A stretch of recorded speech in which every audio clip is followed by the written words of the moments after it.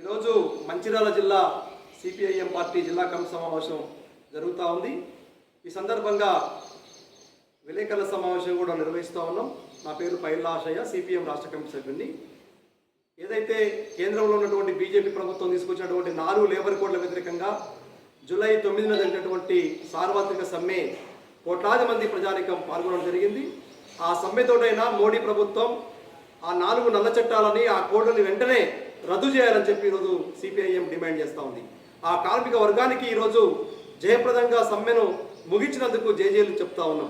వాటితో పాటు ఈ రాష్ట్ర ప్రభుత్వం కూడా ఇటీవల 282 అని చెప్పి 8 గంటల నుంచి 10 గంటల వరకు పొడిగిస్తూ ఈ 282 జీవోని తీసుకొచ్చారు. ఒక పక్క కేంద్రంతో పోరాడతామని చెప్తూ ఇవాళ కార్మిక వర్గాన్ని 10 గంటలు పెంచేటువంటి విధంగా ఈ యొక్క జీవో తేవడం, దీన్ని వెంటనే వెనక్కి తీసుకోవాలి రేవంత్ రెడ్డి ప్రభుత్వం అని చెప్పి మేము డిమాండ్ చేస్తున్నాం.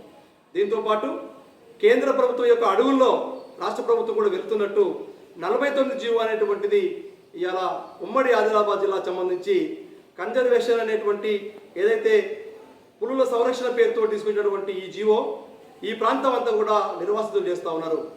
ఈ జీవో మూలంగా ఆ ప్రాంతం యొక్క అభివృద్ధిని మొత్తం కూడా అడ్డుకునే విధంగా ఉన్నది. ఇప్పటికే ఇందిరా మిల్లన్నీ కూడా ఆగిపోయినాయి, ఇసుక తరలింపు కూడా ఆపుతా ఉన్నారు.